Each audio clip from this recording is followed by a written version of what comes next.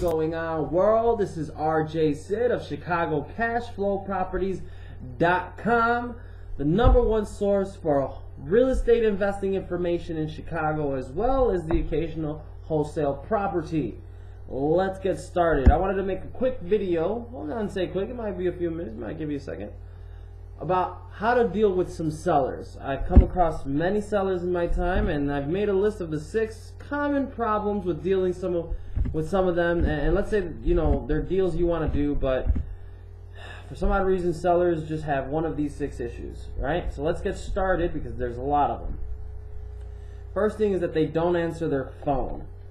This is a sign that they either may be too busy or not interested. But when you take your initial call, you want to make sure you know what time to call them. Be like, hey, you know, find out they work, when they work, so you can always catch them. It's later evening, midday, early morning, weekends, whatever.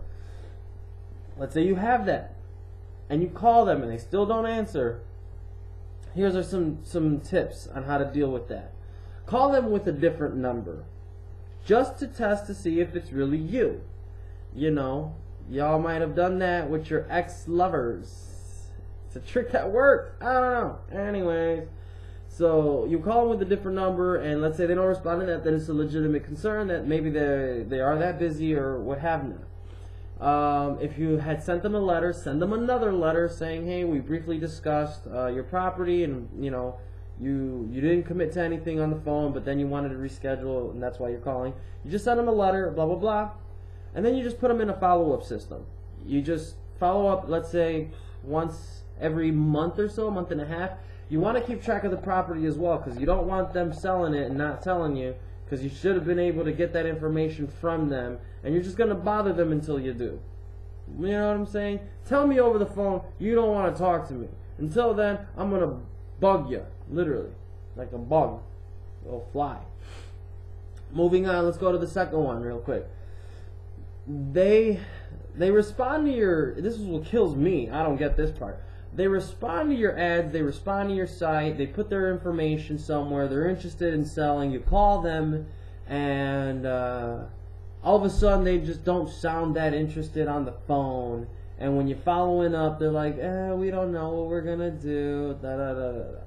Listen, they're full of crap, they're wasting your time. I wouldn't give it that much more attention unless it was a really good deal. When that's the case, I basically just put them in my follow-up system, and I'll wait 4 to 5 weeks to call them again. I'm going to keep calling, like Dan Merrill says, a phone Nazi, but with a system, and you're politely interruptive. Is that even a phrase? Google it. Next. Here's a thing that has gotten a little bit out of hand. I wouldn't say out of hand, but some of you might have to deal with, especially if you're doing a lot of probate, a lot of inherited bankruptcies, blah, blah, blah, is the court and legal issues attached to the property sometimes may affect the timeliness of your deal. They're motivated, your buyer is on board, everyone's good to go, and it's stuck in court. What you're going to do is you're going to find the court case or look it up online. Here's the link for the Cook County court clerk. It's a tongue twister. Here's the link. Go to it. Figure it out. I got a video on that, but you're not going to get it yet. And just stay in touch. What you're going to do is just follow up with them every few weeks, find out when court is, and then call them the day after, the weekend after. Do this every so often until you finally get a legitimate answer for why they can or cannot move forward. If they can, then work with them. If not, then move on. Number 4. Sellers, and this should have been number 1, and my bad, I didn't put it number 1, but it's still a major issue with a lot of them. They are not reasonable.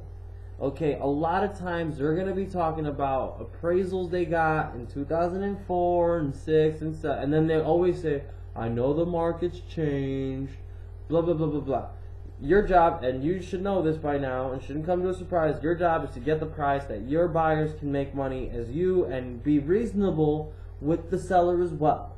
and you got to find that happy medium. If they are just unreasonable, for example, had a lady bought a house in the 1960s with her husband. Husband passed. She now has this house to herself, too big.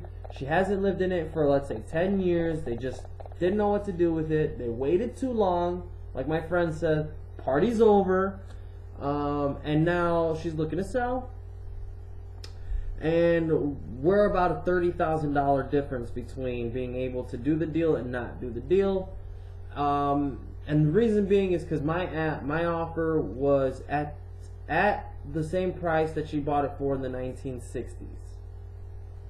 What are you gonna do? You know, put them in the follow-up system. Call them every few months. See where they're at. They're always gonna say, "I have other people interested." Yeah, go get them. And when you find them, bring them to me, or don't bring them to me. Tell me about it and let me see who it was. I'll find out anyway. But you know, if you know your numbers and you know where you're at, there's no way another person's going to give them $30,000 more cash. That's not an investor. That's someone that doesn't know what they're doing. In that case, you definitely want to find them. You sell them anything. Moving on. 5. Sometimes a seller is a greedy pig, and that's okay. They can be. But no one owes them anything, especially if they inherited a house, but they feel like someone owes them a lot of money. They will constantly negotiate for more. When this is the case, when someone is renegotiating with you after you verbally have agreed and you basically have come to the point where you're about to sign a contract and they still want more, there's an old Yiddish saying, it ends as it began. So, if it begins that rocky, imagine how it might be throughout the closing process, having to juggle them, the attorneys, and so on. So, in that situation, get something in writing as soon as possible and sign it. Then that stops everything. It's up to you. It's a judgment call. So, up to you. But yeah, there are sellers that do that. Jump up. They want more. They want more. You know, just be firm with your price, be firm in your character, and you shouldn't have much of an issue. Last but not least, this is number 6. I usually give you guys 5, but this one's an extra one, okay? Buddy, congrats, you got an extra one. They won't sign anything. Oh, God. Here's a problem. Sellers want to sell, but then they won't want to sign any documents. Why? Because they don't trust you. Why? Because they just don't trust anyone, period. That's an issue. Not an issue you need to take on personally, but do your best to explain the fact that until there is money exchanged, that contract is not valid. If they want someone to look at the contract, make it subject to their approval. You need to get something signed on paper saying that this property would be sold at this price to you, and done.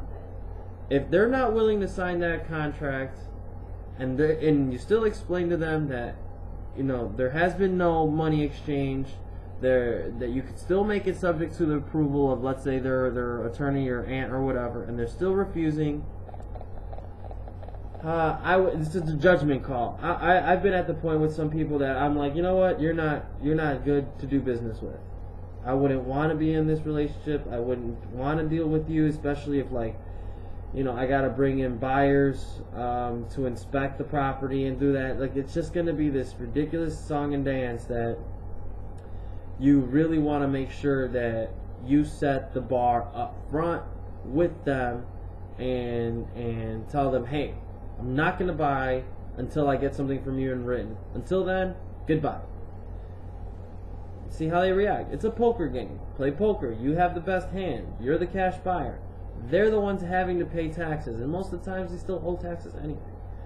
So use this, not to your advantage, but use this to adapt your business accordingly.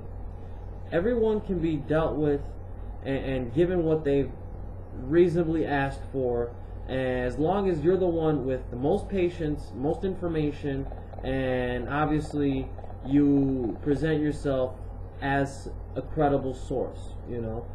But in any event, those are my tips. I hope this helps. I wish I would have seen a video like this when I started off.